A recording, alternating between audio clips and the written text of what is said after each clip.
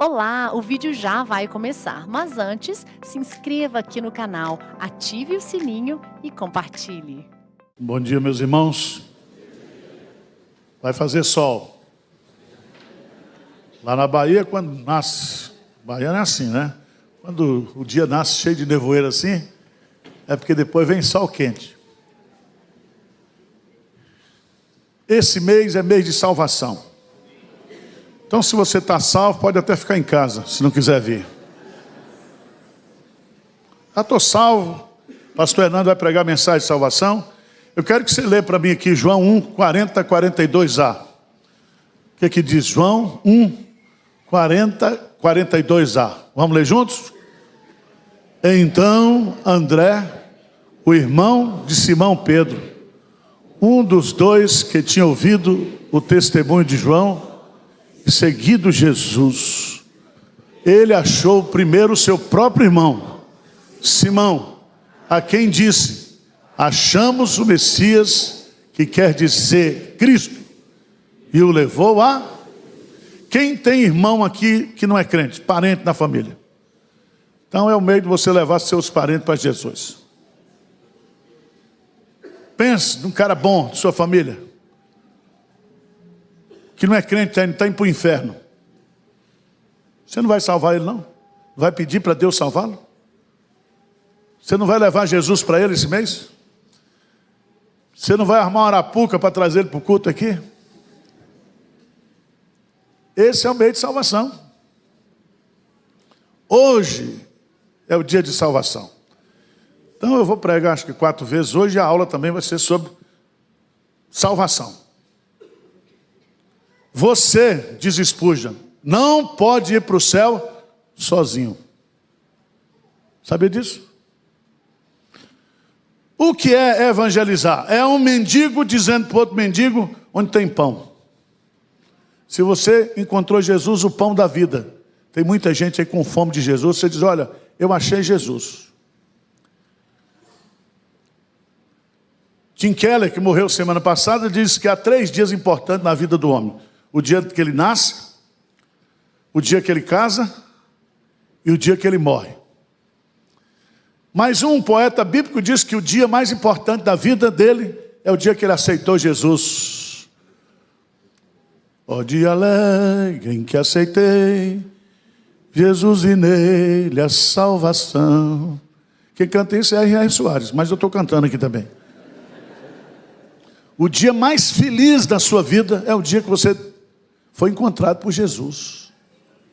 Você foi salvo. Tá certo? E hoje nós vamos falar sobre isso. Abra sua Bíblia, por favor. Porque a Bíblia é o único livro que ensina sobre salvação. Por isso que o capeta quer proibir a Bíblia nas escolas. Por isso que queimam a Bíblia, por isso que proíbe a Bíblia. Paulo diz que é na Bíblia que nós podemos conhecer a salvação. É o livro da salvação. Tá certo? Então nós vamos pregar a Bíblia. Abra sua Bíblia, por favor, lá em Mateus capítulo 19, 16 a 30. Diz assim: eis que alguém, aproximando-se, lhe perguntou: mestre, que farei eu de bom para alcançar a vida eterna? Respondeu-lhe Jesus: por que me perguntas acerca do que é bom? Bom só existe um. Se queres, porém, entrar na vida, guarda os mandamentos. E ele lhe perguntou: quais? Respondeu Jesus: não matarás, não adulterarás, não furtarás, não dirás falso testemunho.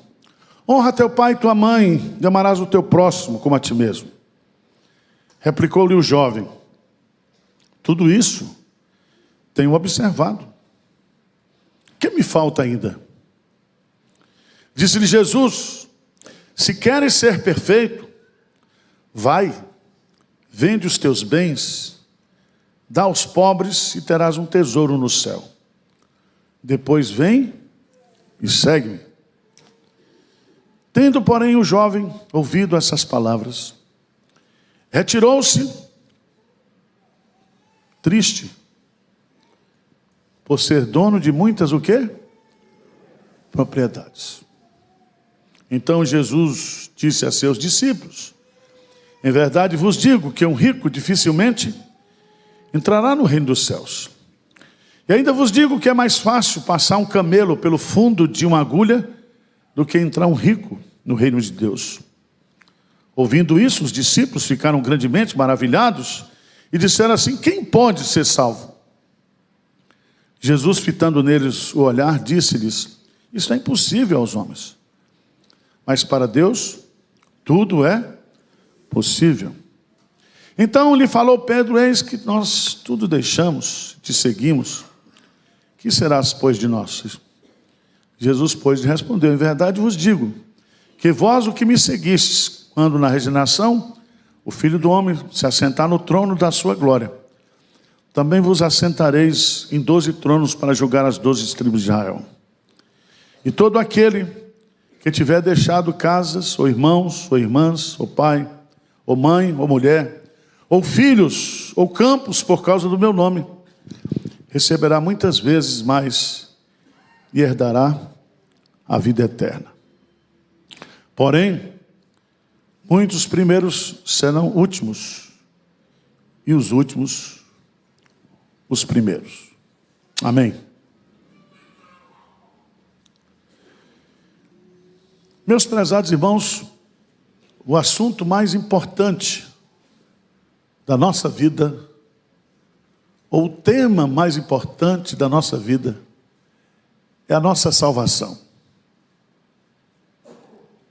É onde, depois da morte, passaremos a nossa eternidade.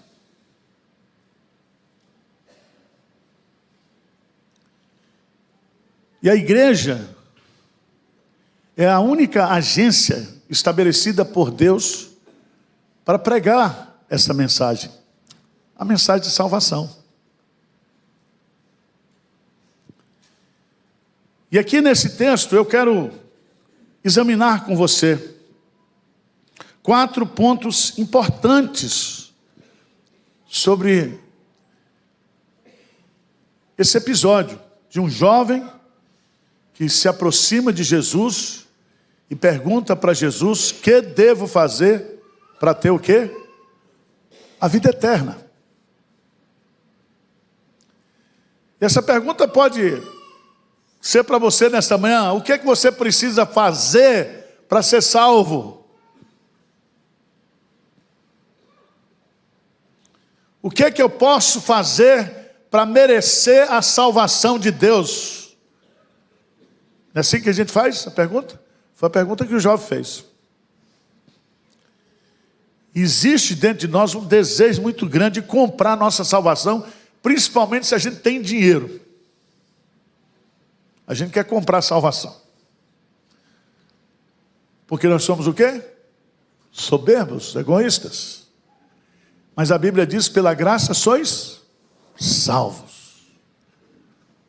A salvação é um presente de Deus. Ninguém pode comprar a sua salvação. Ninguém vai entrar no reino de Deus porque é rico ou porque é pobre. Jesus diz uma coisa aqui que é preocupante. Se você estudou lógica, ele diz assim: quão dificilmente entrará no reino de Deus aquele que ama o quê? O dinheiro. Então, o inferno vai ser cheio de ex-rico. Os caras no inferno discutindo: quantas Ferraris você teve? Quantas Porsches? Lá em São Paulo, você morava no Jardim América ou no Jardim Ângela? Vai ser a conversa no inferno. Porque você não vai levar nada para a eternidade. E o diabo, para gozar com você, vai ter a Forbes do inferno. Os mais ricos na vida passada. Eu vi essa semana um autor norte-americano que ele tem 2 bilhões em automóveis. E eu olhei lá para casa, eu tenho um carro que se dirige, estou pagando a prestação, 60 meses. Não tem. Mas vamos para o texto.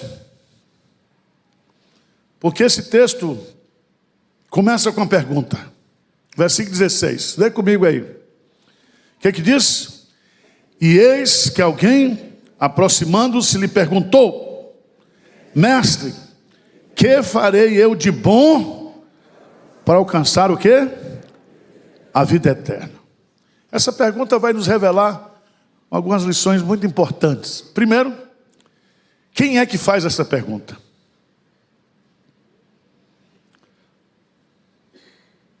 Se você observar no versículo 20, veja aí no versículo 20, replicou-lhe o que? O jovem.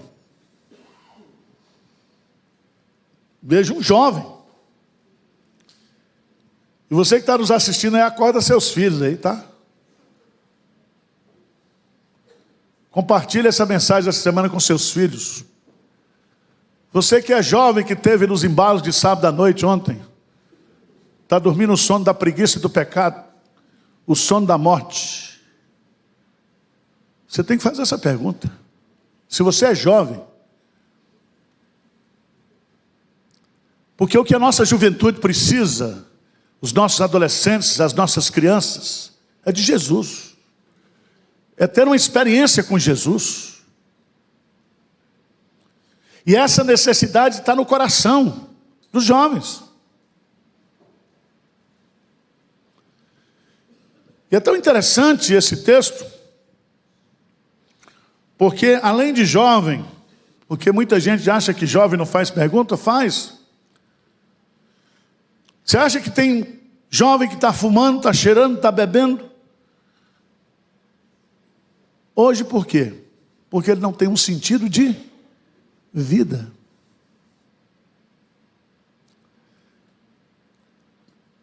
Os jovens estão perdidos. A juventude está perdida. Isso não é tema de filme, é realidade. Então nós temos que entender que nós, como igreja, precisamos focar na juventude, porque a juventude precisa de Jesus. A juventude precisa ter uma experiência de conversão. A nossa juventude, os nossos jovens precisam nascer de novo. E a maior herança que você, pai, pode deixar para os seus filhos não é herança material. É você partir para a eternidade sabendo que seu filho está o quê? Salvo. Que você vai viver com ele na eternidade. Segundo lugar, a pessoa que fez a pergunta, além de jovem, era rico. Calma. E não era rico não, ele era o quê? Riquíssimo. Riquíssimo. Veja lá, por favor, no texto que nós lemos de Mateus capítulo 19. Mateus capítulo 19. Versículo 22. Tendo, porém, o jovem ouvido esta palavra, retirou-se triste, por ser dono de muitas o quê? Propriedade. A primeira vez que eu vejo um cara que é dono de muita propriedade triste.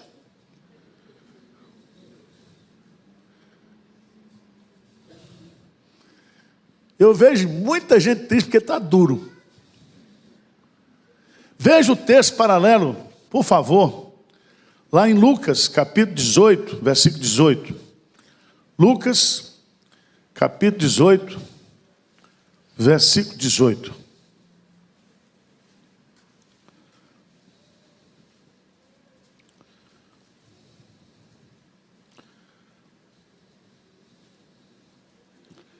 O que diz aí? Lucas 18, 18. O que diz? Certo homem de posição perguntou-lhe: bom mestre, que farei para herdar o quê?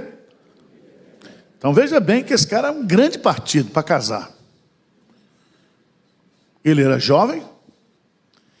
Ele era o quê? Rico. Ele era um cara de boa o quê? posição. Tudo que você está procurando para casar.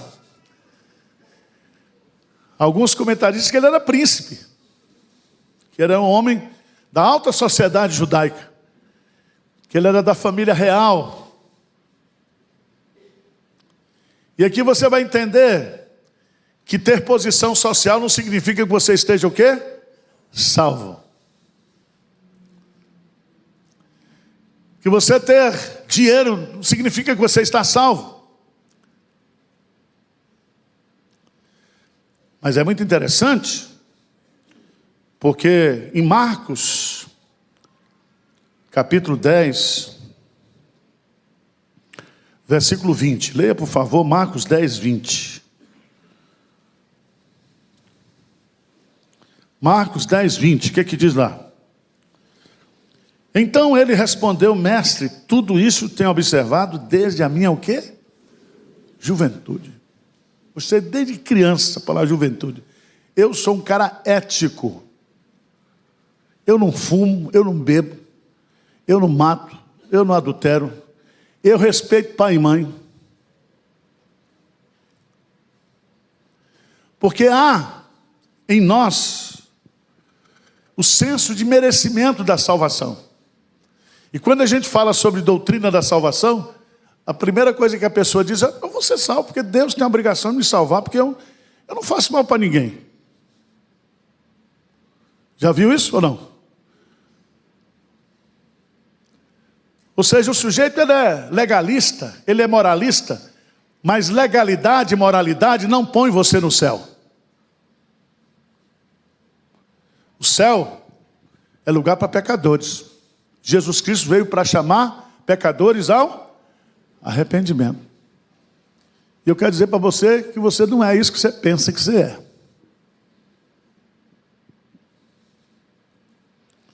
Então veja que essa pergunta, ela é muito significativa nessa narrativa, porque a pessoa que faz essa pergunta era um jovem, ele tinha dinheiro, ele era um homem de posição, ele era um homem ético, mas ele era também um homem o quê? Insatisfeito.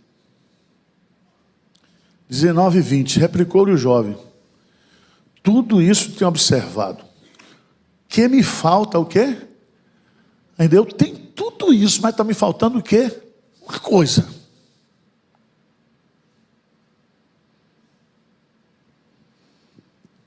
Já notou isso? Porque você pode ter tudo, sempre você vai querer ter alguma coisa. Porque a medida do ter nunca se enche. Você quer ter.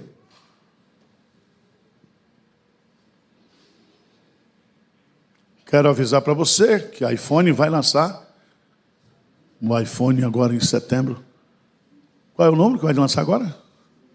15, é? Qual é o seu? 01? Eu ganhei um 11. E vai fazer fila de madrugada. E tem gente que está preocupada para saber como vai ser o novo o quê? iPhone. E eu quero dizer para você que sem iPhone você não pode o quê? Herdar o reino de Deus.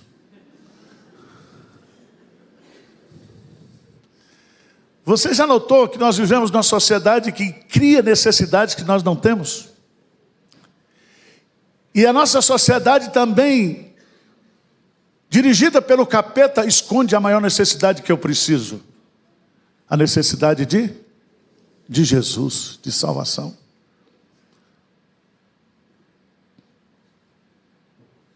Se você morrer hoje, essa semana, não estou desejando, se você partir para a eternidade sem Jesus, você está perdido.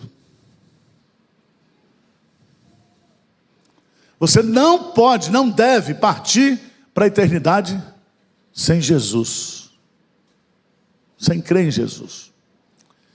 E eu quero dizer para você, na linguagem do sábio Salomão, que ele colocou dentro de você a eternidade.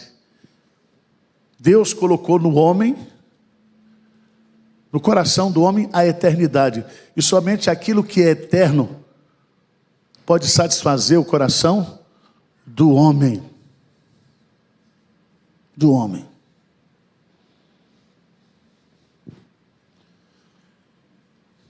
Mas, se você observar bem, lá em Marcos capítulo 10, versículo 17, a mesma narrativa. Marcos 10, 17. Esse homem sentia que lhe faltava alguma coisa, mas Marcos vai acrescentar um detalhe. E pondo-se Jesus a caminho, correu um homem ao seu encontro e ajoelhando-se, perguntou-lhe: bom mestre, que farei para herdar o quê? A vida eterna. E veja bem, ele era jovem, ele era rico, ele era uma pessoa de posição, ele era uma pessoa ética, ele era uma pessoa insatisfeita com a sua vida, ele era uma pessoa sedenta por salvação. Eu quero fazer alguma coisa para ser salvo.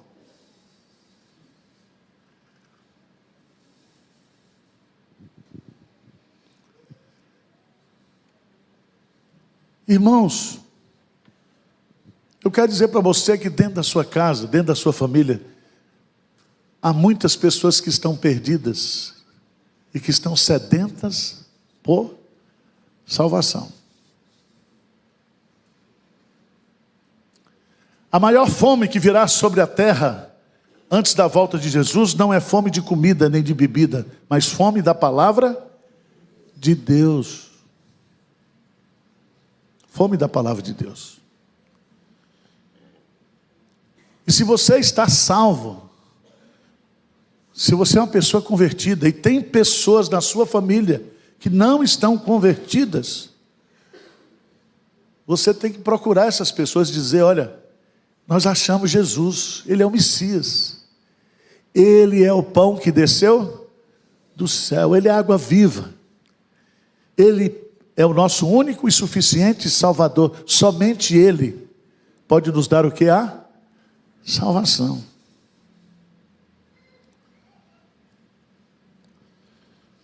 Vocês estão entendendo ou não? Esse é o primeiro ponto. O primeiro ponto da narrativa é a pessoa que fez o quê? A pergunta. Mas o segundo ponto dessa narrativa é a disposição desse jovem.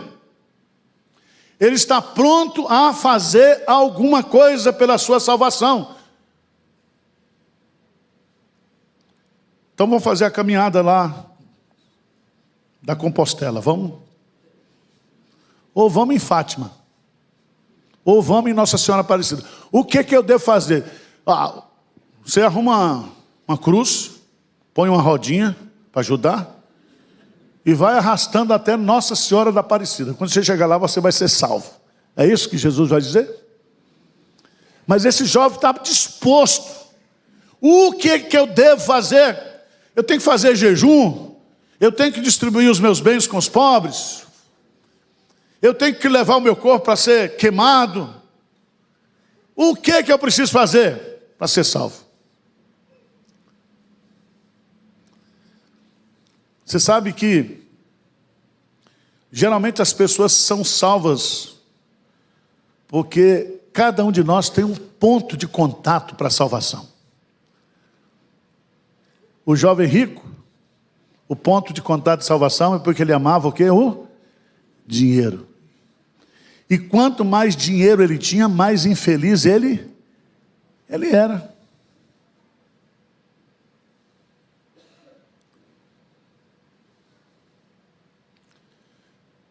Qual é o seu ponto fraco?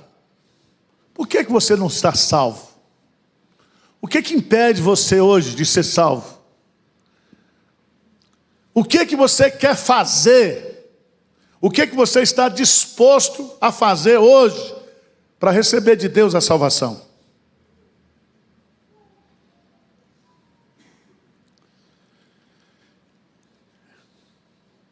Essa pergunta, que farei eu de bom, ele está dizendo assim: o que eu faço para merecer? Ele queria fazer algo de bom para merecer a vida eterna. Eu quero dizer para você que esta é a disposição de todo aquele que acha que a salvação é pelas obras.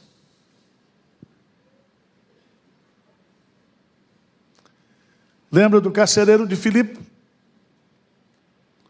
Quando ele vê a porta aberta, ele diz para Paulo e Silas: que devo fazer para ter o quê?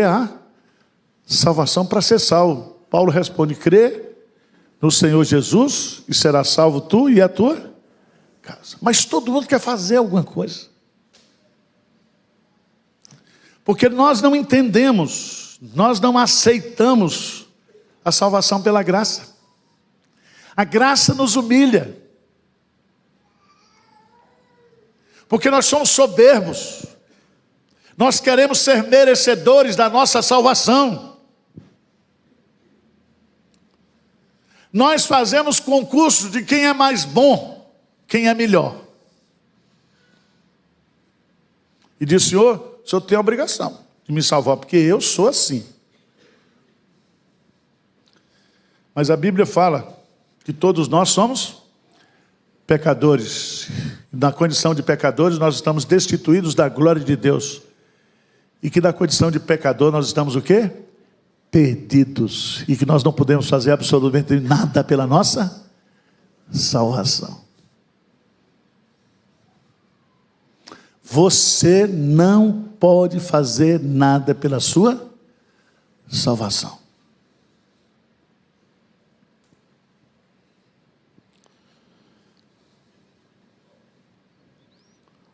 Veja o que Paulo coloca lá em Romanos capítulo 10. Só explicar para vocês.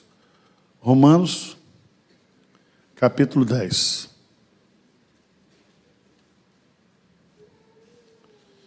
Paulo diz assim: irmãos, a boa vontade do meu coração e a minha súplica a Deus é a favor deles, para que sejam o quê? Salvos. Veja que Paulo está dizendo: a boa vontade do meu, eu quero que os meus irmãos judeus sejam o quê? Salvos. Mas eu não quero só, eu oro para que eles sejam salvos. Por isso que no projeto André nós temos que orar. Você está orando pela salvação dos seus familiares? Você está dormindo com o seu marido sabendo que ele não é crente e ele vai para o inferno, você está orando por ele? Você está com na sua casa os seus filhos perdidos, você está orando por ele ou não? Você tem um cunhado, um pai, uma mãe que não é crente, você está orando por eles? Paulo está dizendo: eu de boa vontade quero que eles sejam salvos, mas eu não somente isso, eu oro para que eles sejam salvos. Porque eu não posso salvá-los, e eles não podem salvar a si mesmos, só quem pode salvar é Jesus. E diz o texto: porque lhes dou testemunho de que eles têm zelo por Deus. São zelosos. São pessoas zelosas por Deus. Mas sem o quê? Entendimento. Porque desconhecendo a justiça de Deus e procurando estabelecer a sua própria o quê? Justiça. Não se sujeitaram a que vem o quê? De Deus. Eu quero ser salvo, mas eu não quero ser salvo segundo a justiça de Deus. Eu não quero ser salvo pela justiça de Cristo. Eu não quero ser salvo pela graça. Eu quero ser salvo pelos meus o quê? Merecimentos. Eu quero fazer. Eu quero que Deus me salve porque eu sou bom. Conhece gente assim ou não? Você. Você. Por isso que quando um crente peca, você diz: está vendo aí? Eu sou melhor do que ele. E você não entende que é tudo pela graça. Nós temos uma pergunta, nós temos uma disposição. Mas o que eu acho fantástico nesse texto é que essa pergunta, ela poderia ser feita para qualquer pessoa, mas essa pessoa perguntou para a pessoa certa. Para quem ele fez essa pergunta? Para Jesus. O cara que fez a pergunta certa para a pessoa o quê? Certa. Ele fez a pergunta para o Salvador. Ele fez a pergunta para aquele que poderia salvá-lo. Ele fez a pergunta para aquele que veio a este mundo para salvar os pecadores, dos quais eu sou o quê? O principal. Quantas vezes você tem vindo aqui na igreja? Quantas vezes? Eu estava lá no Rio, o pessoal dizendo para mim: pastor Ival, eu assisto o seu sermão. Sim, está salvo ou não? Que eu ouvi sermão? Quantos sermões vocês já ouviram? Eu quero saber o seguinte: você está salvo?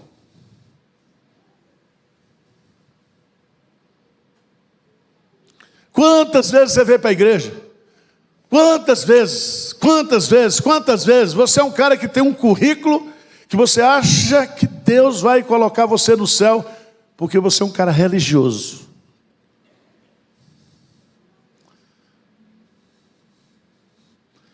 Ele fez a pergunta para a pessoa certa.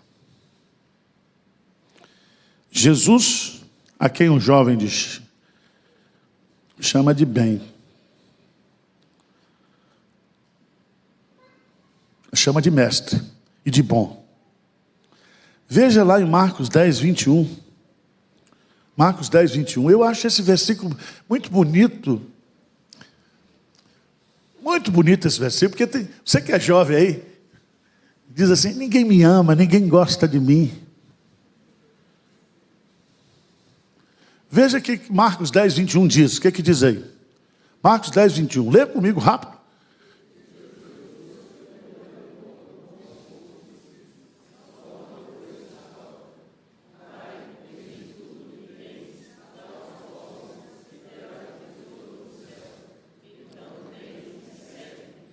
Eu acho essa frase bonita. Jesus fitando. Esse fitar aí não é pitar, tá? Pitar é outra coisa. É fitar. Jesus olhou para ele como ninguém olhou. E Jesus viu nele uma pessoa desesperada e diz que Jesus o amou.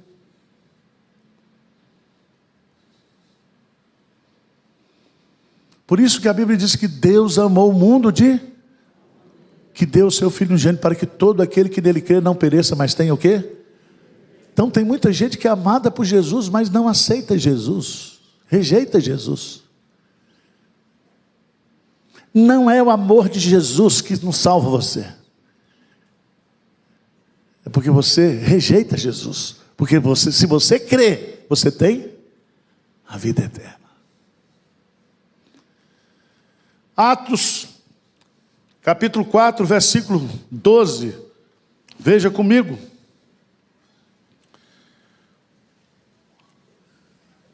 Atos 4, 12, bem forte para a gente terminar. O que diz?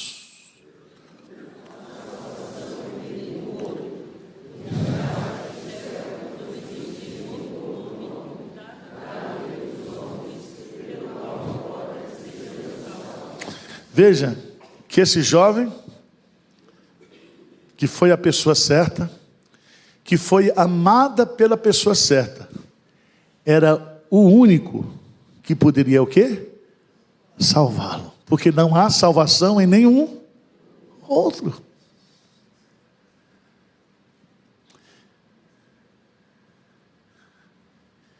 E eu fiz a pergunta para o Joãozinho, o zelador, essa semana, aqui da igreja. Joãozinho, você está trabalhando comigo aqui há muito tempo na igreja.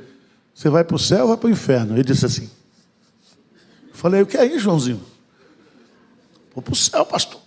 Falei: tá bom, porque o cara trabalhar 30 anos na igreja e ir para o inferno é muito azar, né?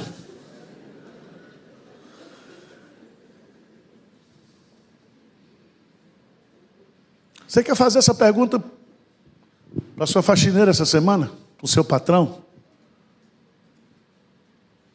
Para o seu colega de trabalho? Você está preocupado se as pessoas estão indo para o céu ou para o inferno? Ou você está cantando como Roberto Carlos? Quero que você me aqueça nesse inverno e que tudo mais vai pro... É isso que você está cantando? Você é crente? Você não está preocupado?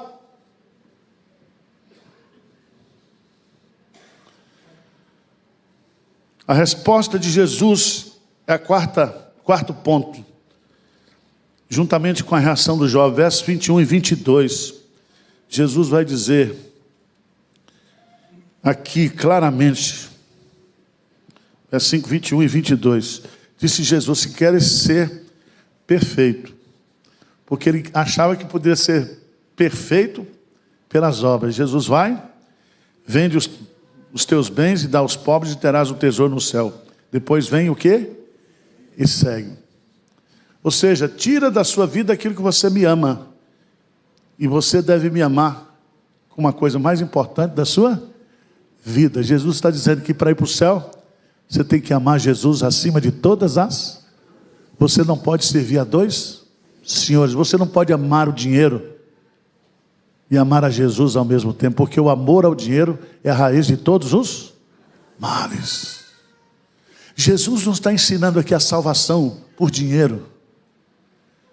Jesus está falando assim: o que na sua vida está roubando a sua afeição por mim?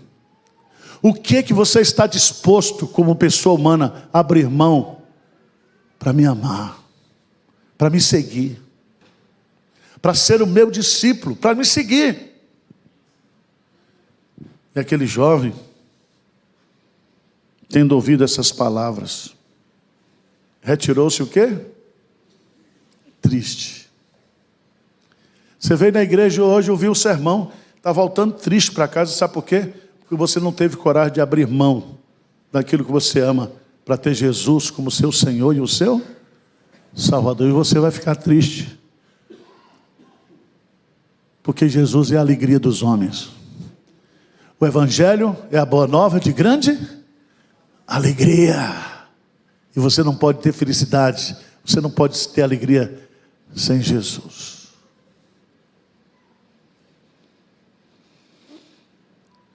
Meus irmãos, a salvação é mais difícil para aqueles que confiam no dinheiro.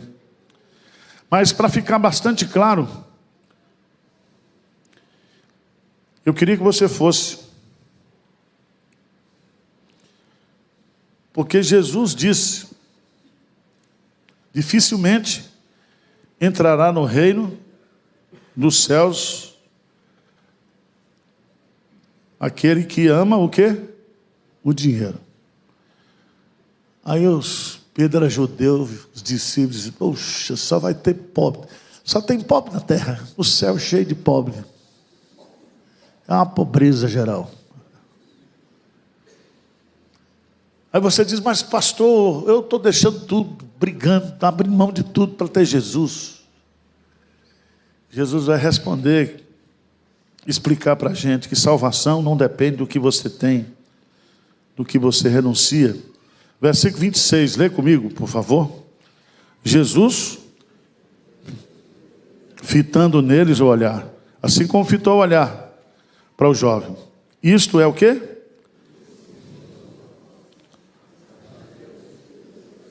Quem pode ser salvo?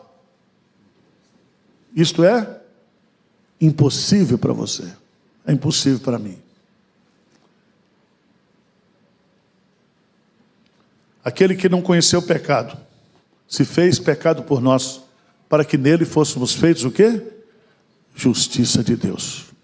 Hoje, domingo, é dia de salvação. Vamos ficar de pé, vamos cantar o hino. Você que está em casa, se você não tem Jesus e quer se render a Jesus nesta manhã, hoje é dia de salvação, o dia mais importante da sua vida, o dia mais feliz da sua vida. Você que está aqui, você já está salvo? Pelo menos se alegre para estar salvo. E vê se nessa semana você fala de Jesus para alguém. Que você não parta para a eternidade sozinho, mas quando você chegar lá, você leva a sua turma. Tá certo?